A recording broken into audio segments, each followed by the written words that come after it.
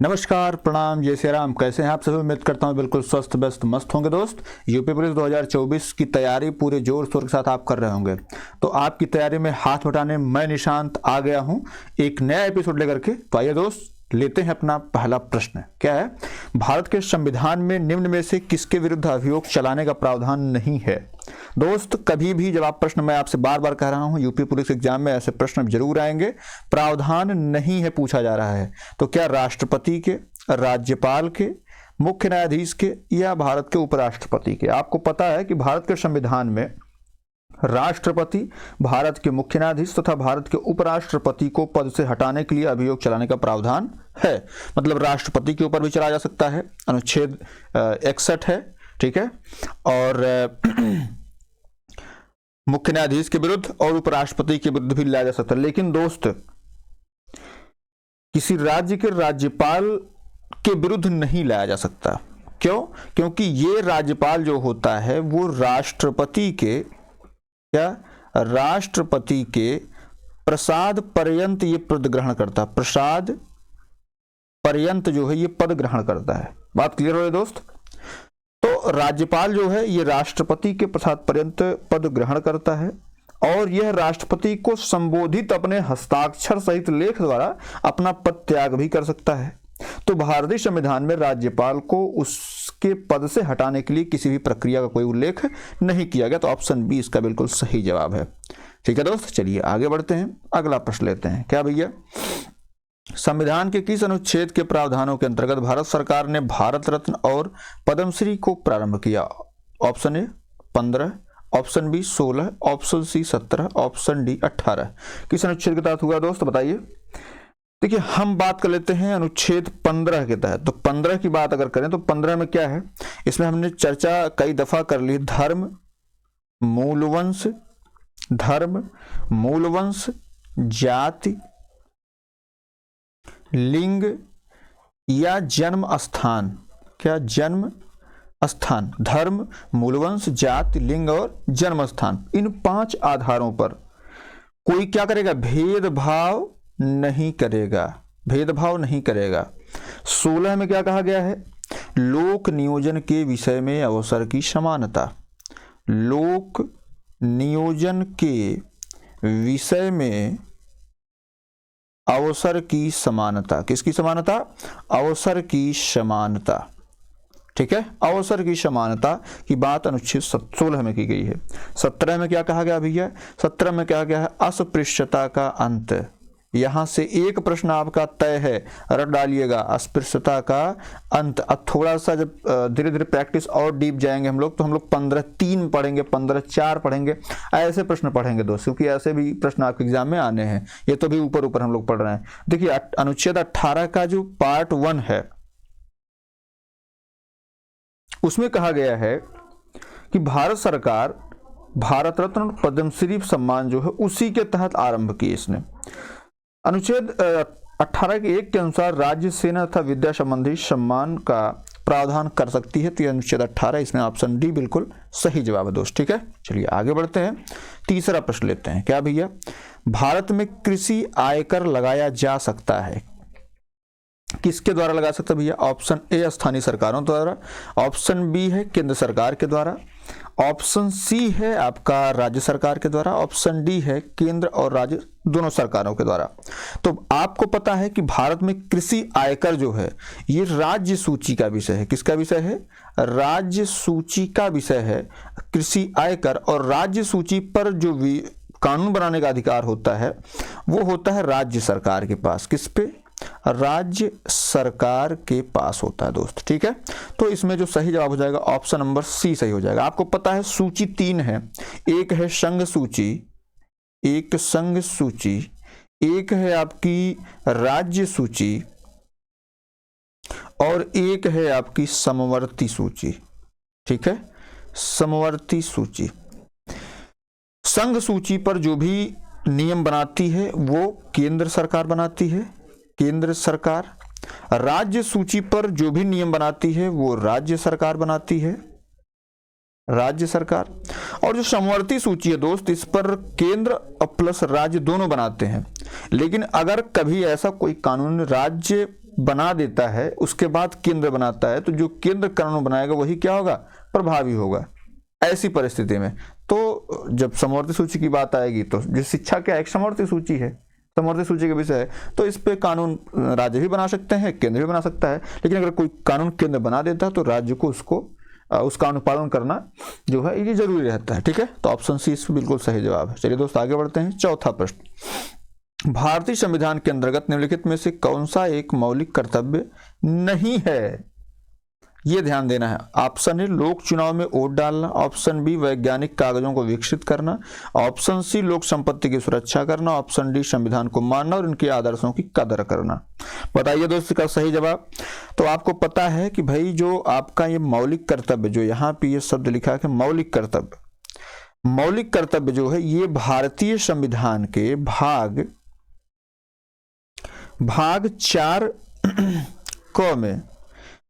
4 क में अनुच्छेद 51 क के अंतर्गत रखा गया है। इसे सरदार स्वर्ण सिंह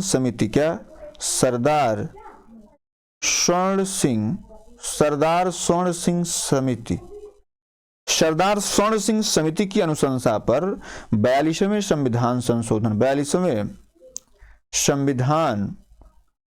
संशोधन के द्वारा, ये हुआ कब था, तो ये हुआ था 1976 के द्वारा। मिनी कॉन्स्टिट्यूशन इसको बोलते हैं, छोटा संविधान भी इसको कहा जाता है। ठीक है, इसमें मौलिक कर्तव्यों को संविधान में जोड़ा गया। जब ये जोड़ा गया था तो इसमें 10 मूल कर्तव्य थे, लेकिन अगर वर्तमान की बात कर लें दोस्त तो वर्तमान में 11 मौलिक कर्तव्य हैं। बात क्लियर है। तो भारतीय संविधान के अंतर्गत जो है लोक चुनाव में वोट डालना ये कोई मौलिक कर्तव्य नहीं है दोस्त। तो ऑप्शन ए बिल्कुल सही, जो कि ये जैसे वैज्ञानिक कागजों को विकसित करना बिल्कुल सही बात है, लोक संपत्ति की सुरक्षा करना बिल्कुल आपका कर्तव्य है, और संविधान को मानना, उनके आदर्शों को कदर करना ये भी आपका मौलिक कर्तव्य है दोस्त। ठीक है, आपको एक बात और बता दूं, मौलिक कर्तव्य के लिए आपके संविधान में दंड का प्रावधान नहीं किया गया है। अगर आप इनको नहीं मानते हैं तो आप दंड के भागीदार होंगे, ऐसा प्रावधान नहीं किया गया है। ठीक है, मतलब आप कर भी सकते हैं, नहीं भी कर सकते हैं, लेकिन अगर आपके अनुपालन न करने से किसी अन्य व्यक्ति के अधिकार का हनन होता है तो उसमें आप फिर दंड के भागीदार हो जाएंगे। तो इसलिए मौलिक कर्तव्य पूछा जाता है कि दंडनीय है मौलिक कर्तव्य या नहीं, तो मौलिक कर्तव्य जो है दंडनीय नहीं है। चलिए दोस्त आगे बढ़ते हैं। 5वां नंबर क्या है, निम्नांकित में से किस क्रांति ने तिलहनों के उत्पादन में वृद्धि उत्पन्न की। ऑप्शन ए हरित क्रांति, ऑप्शन बी श्वेत क्रांति, ऑप्शन सी स्वर्ण क्रांति, ऑप्शन डी पीली क्रांति। बताइए दोस्त। देखिए आपको पता है दोस्त कि जो एक एक करके हम पीली क्रांति की बात कर लें। ठीक है, पीली क्रांति, हरित क्रांति। हरित क्रांति में क्या है, हरित क्रांति जो है ये खाद्यान्न से संबंधित है। किससे संबंधित है, खाद्यान्न से संबंधित है। सबसे ज्यादा प्रभाव किससे पड़ा था, गेहूं पर पड़ा था, आपको पता ही है।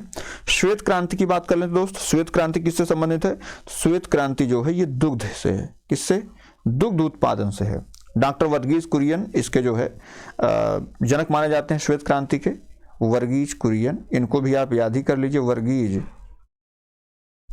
कुरियन। और हरित क्रांति MS स्वामीनाथन। ठीक है, बात कर लेते हैं दोस्त स्वर्ण क्रांति की। तो स्वर्ण क्रांति जो है ये बागवानी से संबंधित है। किससे, बागवानी से संबंधित है। और बचती है आपकी पीली क्रांति, तो जो तिलहन उत्पादन है उससे पीली क्रांति संबंधित है। चलिए दोस्त आगे बढ़ते हैं। 6ठा प्रश्न लेते हैं। क्या है, कौन सा भोजन तुरंत शक्ति प्रदान करता है। Option A protein, option B मक्खन, option C vitamin, option D glucose. बताइए इसका सही जवाब। देखिए अगर हम बात कर लें इसमें तो आपको पता है C6H12O6 सबसे सरल हाइड्रोकार्बन है, जिस कारण यह तुरंत शक्ति प्रदान करता है। ठीक है, तो इसमें सही जवाब आपका हो जाएगा ऑप्शन नंबर डी ग्लूकोज। ठीक है, यह स्वाद में मीठा होता है, सजीवों की कोशिका के लिए ऊर्जा का प्रमुख स्रोत है दोस्त। चलिए आगे बढ़ते हैं, अगला प्रश्न लेते हैं। मोनोजाइट किसका अयस्क है, जिरकोनियम का, थोरियम का, टाइटेनियम का या लोहा का। बताइए दोस्त इसका सही जवाब क्या होगा। देखिए मोनोजाइट जो है मेरे दोस्त ये ऑप्शन बी थोरियम का जो है अयस्क है। ठीक है, थोरियम का अयस्क है। यह केरल के, अब इसमें यह है केरल के, ये भी पूछा जाता है, केरल के मालाबार तट, जो मालाबार तट है, मालाबार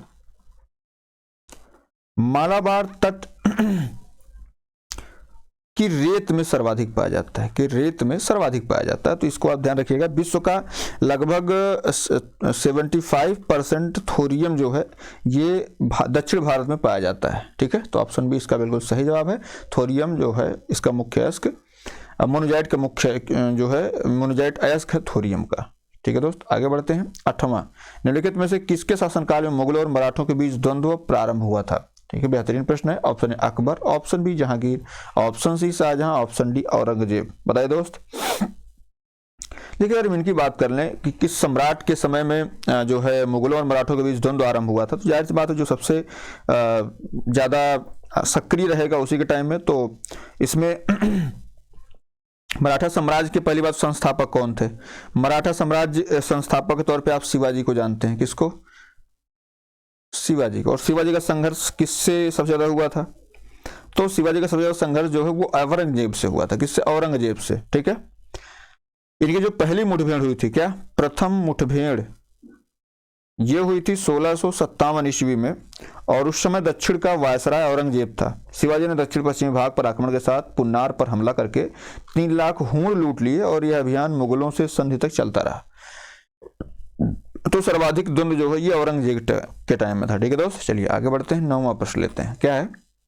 निम्नलिखित में से किस सम्राट शासनकाल में भारत का पहला मुद्रा रुपया मुद्रित हुआ? Option A Akbar, option B Humayun, option C Shershah Suri, option D Samudragupta. बताइए उसका सही जवाब क्या होगा? देखिए अगर हम बात करें कि भाई सबसे पहले जो रुपया प्रणाली जो लागू हुई वो हुई किसके टाइम में? तो शेरशाह सूरी के समय में। अकबर के काल को हिंदी साहित्य का स्वर्ण युग कहा जाता है। और समुद्रगुप्त जो है ये बीड़ा बजाते हुए मुद्रा जो है ये इसकी फेवरेट थी, तो ज्ञान की झुकाव की तरफ इसका ज्यादा वो रहता है। ठीक है, और बात कर लेते हैं शेरशाह सूरी के विषय में। तो शेरशाह सूरी के शासनकाल में भारत का पहला मुद्रा रुपया जारी किया गया था। आज के रुपये का जो अग्रदूत है, रुपया के अलावा 3 धातुओं के सिक्का की प्रणाली और जीटी रोड, आप नाम सुनेंगे जीटी रोड। ठीक है, GT road, grand trunk road का निर्माण भी शेरशाह सूरी के शासनकाल में किया गया था। तो ऑप्शन सी बिल्कुल सही जवाब है। चलिए दोस्त आगे बढ़ते हैं। 10वां प्रश्न, पश्चिमी घाट है क्या भैया? पर्वत है, पठार है, पठारों का ढलान है या पहाड़ियां हैं? तो पश्चिमी घाट मेरे दोस्त ये क्या है? पहली बात तो ये कि जो पश्चिमी घाट है ये आपके यहां पे आप देख पा रहे हैं गुजरात है, यहाँ पे गुजरात, और यहाँ पे आप गुजरात जैसे खत्म होगा इधर, है ना, तो ऐसे फिर यहाँ पे जो है आपका आ जाता है महाराष्ट्र। क्या आता है? महाराष्ट्र। तो यहीं पर जो है ये पश्चिमी घाट इन्हीं को बोला जाता है। ठीक है, पश्चिमी घाट मतलब यहाँ से शुरू होता है, फिर आपके गोवा, इधर आप फिर जाता है कर्नाटक में, फिर केरल, है ना, और फिर यहाँ तमिलनाडु कन्याकुमारी में समाप्त हो जाता है। मतलब ये वाला जो एरिया पूरा ये पश्चिमी घाट का है। ठीक है, तो पश्चिमी घाट है क्या? पश्चिमी घाट जो है मेरे दोस्त ये क्या है? पठारों का ढलान है। क्या है दोस्त? पठारों का ढलान। मतलब यहाँ गुजरात से शुरू होता है और यहाँ आप कह सकते हैं कन्याकुमारी, कन्याकुमारी जो है हल्का तमिलनाडु भी टच करता है, तो कन्याकुमारी में जाके खत्म हो जाता है। ये पश्चिमी घाट है आपका। ठीक है दोस्त, तो पश्चिमी घाट है क्या बेसिकली? ये आपका ये पठारों का ढलान है। ये करीब 1600 मीटर जो है, 1600 किलोमीटर जो है ये लंबा है। ठीक है, चलिए दोस्त आगे बढ़ते हैं। अगला प्रश्न लेते हैं। शहद का प्रमुख घटक है। Option A glucose, option C sucrose, option C maltose, option D fructose. बताइए दोस्त इसका सही जवाब। देखिए शहद का प्रमुख घटक जो है वो है आपका फ्रक्टोज। ऑप्शन डी बिल्कुल सही जवाब है। आपको पता है कि जो फ्रक्टोज है इसमें करीब 41% ग्लूकोज पाया जाता है। 41% ग्लूकोज, इसमें 34% जल पाया जाता है, 34% जो है ये वाटर पाया जाता है, और करीब 18% क्या? करीब 18% जो है इसमें अन्य पदार्थ पाए जाते हैं। और फ्रक्टोज सबसे मीठी शर्करा है। क्या फ्रक्टोज? अगर आपसे पूछे सबसे मीठी शर्करा, तो फ्रक्टोज जो है ये सबसे मीठी शर्करा है। ठीक है दोस्त, तो ऑप्शन डी बिल्कुल सही जवाब है। चलिए आगे बढ़ते हैं। 12 नंबर, निम्नलिखित में से कौन सा अंतरराष्ट्रीय विकलांग दिवस के रूप में मनाया जाता है? ऑप्शन ए 23 जनवरी, ऑप्शन बी 12 जनवरी, ऑप्शन सी 3 दिसंबर, ऑप्शन डी 10 दिसंबर। मानवाधिकार दिवस के रूप में राष्ट्रीय युवा दिवस और पराक्रम दिवस के रूप में मनाया जाता है, ये तीनों दिवस। तो ये तीनों तो असंगत हैं, इसमें सही जवाब आपका 3 दिसंबर हो जाएगा दोस्त, ठीक है। 3 दिसंबर 1991 से 1991 से प्रतिवर्ष जो है अंतरराष्ट्रीय विकलांग दिवस मनाया जाता है। तो ऑप्शन सी बिल्कुल सही जवाब है। चलिए दोस्त आगे बढ़ते हैं। किसने बंगाल में अस्थायी उपनिवेश की शुरुआत की? दोस्त एक मात्र निवेदन, चूंकि बीच क्लास में आप देख पा रहे हैं, अगर आप चैनल पर नए हैं तो चैनल को शेयर जरूर कर लीजिएगा दोस्त, ठीक है। सब्सक्राइब कर लीजिएगा ताकि आप तक नोटिफिकेशन पहुंच जाए, ठीक है मेरे भाई। चलिए ऑप्शन ए इसमें दिया गया है Curzon, option B William Bentinck, option C Dalhousie, option D Cornwallis. तो बंगाल में अस्थायी उपनिवेश किसने स्थापित किया था, ये प्रश्न पूछा है दोस्त, ठीक है। अब ये जानने के लिए आपको थोड़ा सा हिस्टोरिकल बैकग्राउंड इसका जानना पड़ेगा, ठीक है। तो बंगाल में अस्थायी उपनिवेश, या ये कह सकते हैं इसको हम अगर सामान्य भाषा में कहें तो अस्थायी बंदोबस्त, अस्थायी बंदोबस्त। तो अस्थाई, अब तो आपके समझ में आ गया, अस्थाई बंदोबस्त की शुरुआत किसने करी थी, ठीक है। तो अस्थाई बंदोबस्त की शुरुआत जो ये कार्नवालिस ने किया था दोस्त। किसने? कार्नवालिस। इसका कार्यकाल जो था ये 1786 से 1793 तक था कार्नवालिस का। इसमें इसने जो है जमींदारों को भू राजस्व का 8/9 भाग ईस्ट इंडिया कंपनी को तथा 1/9 भाग अपनी सेवाओं के लिए अपने पास रखना रहता था। और कार्नवालिस को भारत में नागरिक सेवा का जनक, क्या भारत में नागरिक सेवा का जनक, नागरिक सेवा का जनक के रूप में इसको जाना जाता है। डलहौजी की हड़प नीति आपको पता है, डलहौजी की हड़प नीति बेफकत सिद्धांत के लिए जाना जाता है ना। सतारा, जैतपुर, बघाट, ये इसने जो है हड़पे थे। विलियम बेंटिक की बात कर लेते हैं।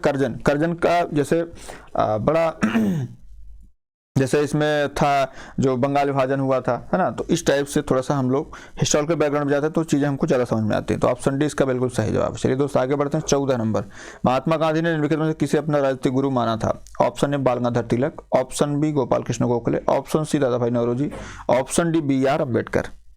तो आपको पता है जैसे बाल गंगाधर तिलक को जो वैलेंटाइन सिरोल ने अशांति का जनक कहा था, क्या कहा था? अशांति का जनक कहा था। Gopal Krishna Gokhale servant of Indian society, servant of India society के संस्थापक थे। Dada Bhai Naoroji grand old man of India, grand old man of India, ठीक है। और BR अम्बेडकर संविधान के जनक, या ये कह सकते हैं कि संविधान के आलेखाकार, संविधान सभा के माफ करिएगा प्रारूप समिति के अध्यक्ष थे, ठीक है। अब इसमें राजनीतिक गुरु माना किसको है? गांधी जी ने। तो महात्मा गांधी ने जो है Gopal Krishna Gokhale, servant of India society की स्थापना 1905 में करी थी। तो गोपाल कृष्ण गोखले को इन्होंने अपना राजनीतिक गुरु माना था। ऑप्शन बी बिल्कुल सही बात है। गोपाल कृष्ण गोखले गांधी जी के साथ साथ जिन्ना के भी राजनीतिक गुरु थे, जिन्ना के भी राजनीतिक गुरु थे, ठीक है दोस्त। चलिए आगे बढ़ते हैं। 15 नंबर, वास्को डी गामा किस वर्ष कालीकट में उतरा? 1234, 1681, 1394, 1498। आपको पता है वास्को डी गामा जो है 1498 को ये कालीकट बंदरगाह पर उतरा। और वास्को डी गामा समुद्री मार्ग द्वारा भारत आने वाला था, उत्तर मासा अंतरीय पार पहुंचने वाला पहला यूरोपीय नागरिक था। और जमोरिन ने, जो यहाँ के शासक थे, जमोरिन ने क्या किया? इसका स्वागत किया, इसका स्वागत किया, ठीक है। तो इसमें ऑप्शन डी बिल्कुल सही जवाब है। चलिए दोस्त आगे बढ़ते हैं। 16 नंबर, उत्तर प्रदेश में कौन सी जनजाति दीपावली को शोक के रूप में मनाती है? Option A Sahariya, option B Tharu, option C Bhotia, option D Parahiya, ठीक। बताइए इसका सही जवाब क्या होगा? आपको पता है कि उत्तर प्रदेश की जो थारू जनजाति है वो दीपावली को शोक के रूप में मनाती है। थारू जनजाति मुख्य रूप से उत्तराखंड और नेपाल के दक्षिण भाग में हिमालय के तराई क्षेत्र में पाई जाती है। ऑप्शन बी बिल्कुल सही जवाब है। चलिए दोस्त आगे बढ़ते हैं। 17 नंबर, भारत के संविधान के अनुच्छेद 243 में निम्नलिखित में से किसकी व्याख्या करता है? भाई, भूमि सुधार, पंचायती राज प्रणाली, मौलिक कर्तव्य या राज्यपाल की विभागाधीन शक्तियां। बताइए दोस्त इसका सही जवाब क्या होगा। आपको पता है दोस्त, मौलिक कर्तव्य की बात करते हैं, जस्ट हम लोग पढ़े 51 क में इसकी बात कही गई है। पंचायती राज प्रणाली की बात कर लें दोस्त तो ये आपके 243 में ही वर्णित है। और भूमि सुधार की बात कर लें तो ये 9वीं अनुसूची में है। कब? 9वीं अनुसूची में ये सम्मिलित है। तो बताइए दोस्त इसका सही जवाब क्या होगा। ऑप्शन नंबर बी बिल्कुल सही जवाब मेरे भाई। ठीक है, चलिए आगे बढ़ते हैं। 18 नंबर, दक्षिण भारत का मैनचेस्टर किसे कहा जाता है। Option A Coimbatore, option B Madurai, option C Bengaluru, option D Chennai. तो आपको तो ये पता है कि सिलिकॉन वैली बेंगलुरु कहा जाता है। किसको? Silicon valley. सिलिकॉन वैली जो है, सिलिकॉन वैली अर्जुन वैली वाला नहीं, सिलिकॉन ये आईटी सेक्टर का हेड है। आईटी हेड है। सबसे ज्यादा जो माल बनते हैं इलेक्ट्रॉनिक्स ये आईटी के, वो यहीं पे बनते हैं। तो आप इसको तो गलत काजिए। मदुरई मंदिरों का शहर क्या है? मंदिरों का शहर, ये आपका मदुरई है, ये भी गलत है। चेन्नई है नहीं, तो इसमें दक्षिण भारत का मैनचेस्टर जो है ये आपका कोयम्बटूर है। क्या है? कोयम्बटूर है। ठीक है, दक्षिण भारत का मैनचेस्टर जो है ये आपका दक्षिण भारत का मैनचेस्टर ये कोयम्बटूर है। अगर हम बात कर लें भारत का मैनचेस्टर, क्या अगर यहीं पे हम पूछ लें कि भारत का मैनचेस्टर किसको कहा जाता है भैया, तो भारत का मैनचेस्टर जो है ये अहमदाबाद को कहा जाता है। किसको? अहमदाबाद को कहा जाता है। ठीक है, अब वहीं अगर हम उत्तर भारत का मैनचेस्टर की बात कर लें, क्या उत्तर भारत का मैनचेस्टर, इसकी बात करें दोस्त, उत्तर भारत का मैनचेस्टर जो है ये कानपुर शहर को कहा जाता है। किसको? कानपुर को कहा जाता है। ठीक है दोस्त, और दक्षिण भारत का मैनचेस्टर तमिलनाडु का कोयम्बटूर तो है। ये ऑप्शन है बिल्कुल सही जवाब है। चलिए दोस्त आगे बढ़ते हैं। प्राचीन भारत के महान व्याकरणविद पतंजलि किसके समकालीन थे। ऑप्शन है Samudragupta, option B Pushyamitra Shunga, option C Vasumitra, option D Ashoka. प्राचीन भारत के महान व्याकरणविद जो पतंजलि है ये पुष्यमित्र शुंग, जो कि शुंग वंश के संस्थापक थे। क्या? शुंग वंश के संस्थापक पुष्यमित्र शुंग थे, इन्हीं के समकालीन थे। ठीक है दोस्त, पतंजलि ने महाभाष्य पुस्तक की रचना करी है, आपको पता है। ठीक है, ऑप्शन बी इसमें बिल्कुल सही जवाब है। चलते हैं आखिरी प्रश्न की तरफ। कर्क रेखा निम्नलिखित में से किन राज्यों से नहीं गुजरती है। ऑप्शन है Paschim Bengal, option B Jharkhand, option C Bihar, option D Tripura. अगर हम बात करें कि भाई कहां कहां से गुजरती, पहले तो ये जानना जरूरी है। ठीक है, तो आपको पता है यहां सबसे हल्का सा टच करती किससे? गुजरात से। किससे? गुजरात से। फिर यहां जैसे ही बढ़ती है यहां मिल जाता है इसको, क्या यहां मिलता है इससे मध्य प्रदेश, और मध्य प्रदेश के बाद ये बढ़ती है आगे, और आगे बढ़ने के साथ ही छत्तीसगढ़ में यहाँ हल्की सी इसकी मुलाकात होती है, छत्तीसगढ़, और यहाँ झारखंड की राजधानी जो रांची है वहां से होते हुए ये निकलती है और आगे बढ़ती है झारखंड से, फिर इससे मुलाकात होती है पश्चिम बंगाल से। क्या? पश्चिम बंगाल, और ये पश्चिम बंगाल जब पहुंच जाती है तो फिर बीच में ये अफगानिस्तान, ये बांग्लादेश का पार्ट पड़ता है, और यहाँ से क्रॉस करती है तो यहाँ आप इसको क्या मिलता है? यहाँ इसको मिल जाता है त्रिपुरा, जो बांग्लादेश से 3 ओर से घिरा हुआ त्रिपुरा मिल जाता है, और उसके जस्ट बाद इससे मिलता है मिजोरम। क्या मिलता है?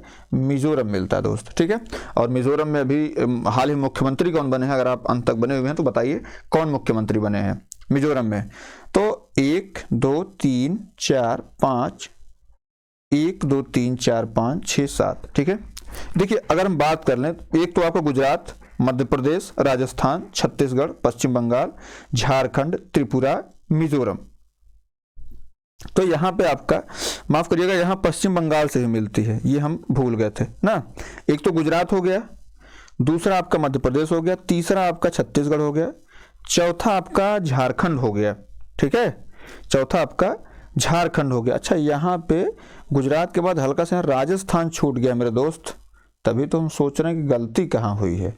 राजस्थान छोड़ दिए थे भाई, गुजरात के बाद राजस्थान। ठीक है, तो ये राजस्थान हो, इसमें फिर यहाँ पश्चिम बंगाल तो है ही है, तो ये 8 स्टेट जो गुजरती है, तो भैया यहाँ पे तो ये है ही है, ये असंगत है। इसमें बिहार जो है यहाँ से नहीं जाती है। ठीक है, बिहार से नहीं जाती दोस्त। तो अभी तक आपके कितने प्रश्न सही हुए इसका जवाब कमेंट में दीजिएगा और बताइएगा जरूर कि क्लास आपको कैसी लगी। क्या ऐसे प्रश्न आपके एग्जाम में ऐसे बने रहने चाहिए या कुछ और मोलचल परिवर्तन करने की आवश्यकता है दोस्त। चलिए, उम्मीद कर रहा हूँ क्लास आपको अच्छी लगी होगी। अगर अच्छी लगी हो दोस्त लाइक शेयर कर सब्सक्राइब करने के साथ साथ शेयर कर दीजिएगा और फिर कल शाम को मुलाकात होगी। तब तक के लिए दीजिए इजाजत। नमस्कार, जय हिंद।